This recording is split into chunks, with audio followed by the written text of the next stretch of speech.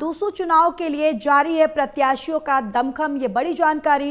NSUI और ABVP के बीच कड़ा मुकाबला। एनएसयूआई के प्रचार के लिए आज सचिन पायलट उतरेंगे मैदान में। डीयू के मिरांडा हाउस कॉलेज पहुंचेंगे कांग्रेस नेता सचिन पायलट और दिल्ली कांग्रेस अध्यक्ष देवेंद्र यादव भी डीयू में छात्रों से मुलाकात करेंगे।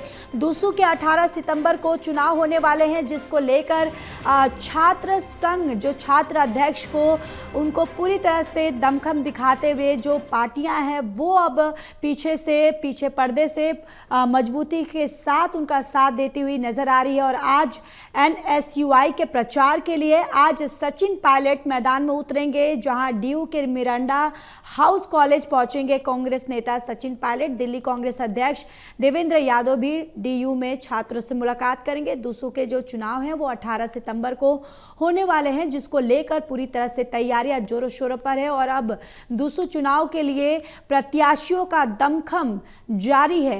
एनएसयूआई और एबीवीपी के बीच कड़ा मुकाबला है, जहां एनएसयूआई के प्रचार के लिए आज सचिन पायलट मैदान में उतरेंगे और डीयू के मिरांडा हाउस कॉलेज पहुंचेंगे कांग्रेस नेता सचिन पायलट। दिल्ली कांग्रेस अध्यक्ष देवेंद्र यादव भी डीयू में छात्रों से मुलाकात करेंगे। और इसके साथ ही आपको ये भी जानकारी देते चले कि दूसू के चुनाव 18 सितंबर को होने वाले हैं, जिसको लेकर जो छात्र नेता हैं वो पूरी तरह से दमखम दिखाते हुए और जोरों शोरों से तैयारियां शुरू हो गई है। जो प्रत्याशी है वो पूरी तरह से दमखम दिखाते हुए नजर आ रहे हैं और एनएसयूआई और एबीवीपी के बीच मुकाबला काफी कड़ा है।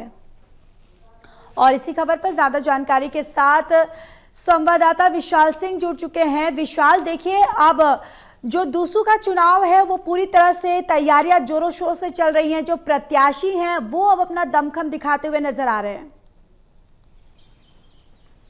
ज्योति, बिल्कुल देखिए, डूसू के चुनाव के लिए काफ़ी तैयारियां जो हैं की जा रही हैं और आज एनएसयूआई जो कि एबीवीपी और एनएसयूआई में एक बड़ी टक्कर मानी जा रही है आपस में, उसी को लेकर आज एनएसयूआई के प्रचार के लिए कांग्रेस के नेता सचिन पायलट जो है मैदान में उतरेंगे।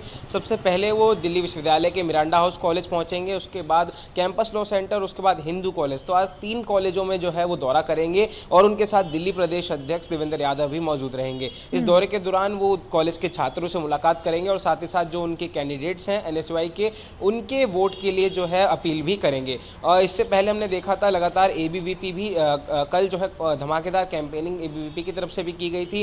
हर पीजी कैंपस में जाकर, हॉस्टल्स में जाकर एबीवीपी के कैंडिडेट्स ने जो है अपने वोट के लिए अपील करी। और आज एनएसयूआई भी एक बड़ा कैंपेन जो है चला रही है। 18 तारीख को डूसू में चुनाव होने हैं, काफ़ी अच्छे लेवल पर ये चुनाव कराए जाते हैं, इसलिए ना केवल दिल्ली की बल्कि कहीं ना कहीं देश की नज़र भी दिल्ली विश्वविद्यालय के छात्र संघ चुनावों पर रहती है, क्योंकि ये वो चुनाव होते हैं इनसे निकलने वाले जो छात्र होते हैं अक्सर मुख्य धारा की राजनीति में सम्मिलित होते हैं। तो इसलिए काफी अहम हो जाता है इन चुनावों को कवर करना, इन चुनावों पे नजर बनाकर रखना।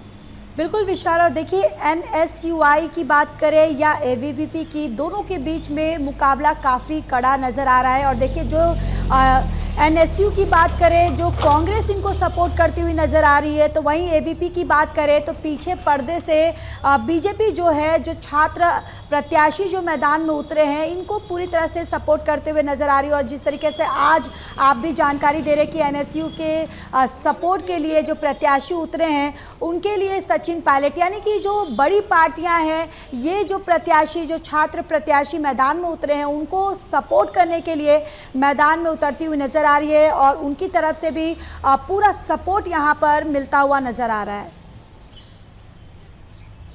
बिल्कुल ज्योति, चूँकि एनएसयूआई जो है कांग्रेस पार्टी की ही छात्र इकाई है और वहीं एबीवीपी बीजेपी की छात्र इकाई है, तो जाहिर तौर पर जो मुख्य धारा की पार्टियां हैं उनकी तरफ से समर्थन इन चुनावों में जरूर मिलता है छात्र संघों को।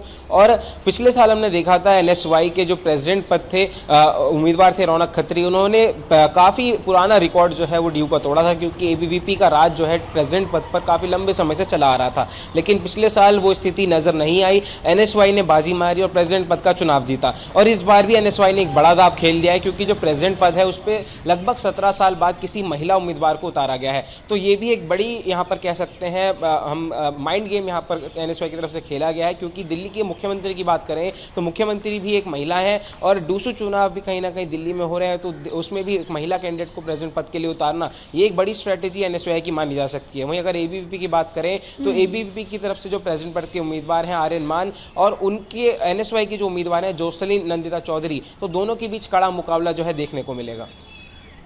बिल्कुल विशाल, और देखिए इस बार एक अहम ये भी है क्योंकि इस बार आम आदमी पार्टी की तरफ से भी जो उनकी भी छात्र इकाई जो है वो भी इस बार मैदान में उतरी हुई है। देखिए डूसू चुनाव का जो केंद्रीय पैनल का चुनाव होता है जिसमें प्रेसिडेंट, वाइस प्रेसिडेंट, सेक्रेटरी और जॉइंट सेक्रेटरी के लिए चुनाव लड़े जाते हैं, इसमें फिलहाल आम आदमी पार्टी की जो छात्र इकाई है एएसएपी वो चुनाव लड़ने से उन्होंने जो है कदम पीछे हटा लिया है। एएसएफ का कहना है कि हम कॉलेज लेवल के जो कॉलेज यूनियन के चुनाव होते हैं जो मतलब लोकल लेवल के उन चुनावों में ज़रूर हम चुनाव लड़ेंगे और कुछ अच्छे कैंडिडेट्स को समर्थन भी देंगे, लेकिन जो डूसू केंद्रीय पैनल का जो चुनाव होता है उसमें चुनाव लड़ने से आम आदमी पार्टी की छात्र इकाई ने साफ इनकार कर दिया है।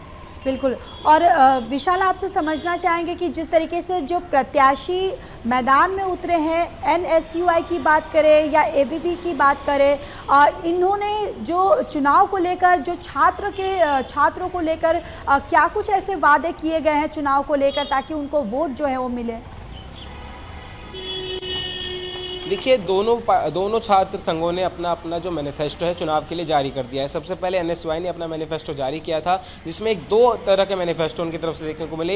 एक जो था पूरी तरह से विमेन सेंट्रिक मैनिफेस्टो था जिसमें केवल जो डीयू में पढ़ने वाली जो महिलाएं हैं, छात्राएं हैं, उनके लिए मैनिफेस्टो जो है निर्धारित केंद्रित किया गया था। वहीं दूसरा मैनिफेस्टो पूरे डूसू के लिए और पूरे दिल्ली विश्वविद्यालय के जितने तमाम कॉलेज और डिपार्टमेंट्स हैं उनके लिए किया गया। और फिर उसके बाद जब एबीवीपी ने भी अपना कल मैनिफेस्टो जारी किया उसमें भी उन्होंने कई बड़े वादे किए हैं।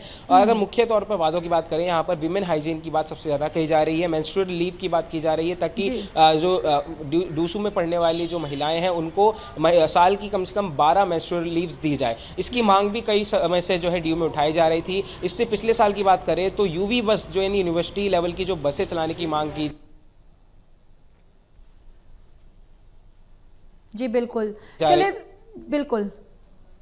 छात्रों की मांग को सुनते हुए यूवी बस का जो है उसका उद्घाटन करवाया। मुख्यमंत्री रेखा गुप्ता खुद पहुंची थी दिल्ली विश्वविद्यालय जहां पर उन्होंने इस बसों का उद्घाटन किया था। और इस बार भी क्योंकि काफ़ी लोक लुभावन वादे जो हैं किए गए हैं दोनों छात्र संघों की तरफ से, देखना ये होगा कि छात्र किसकी तरफ अपना रुख अपनाते हैं।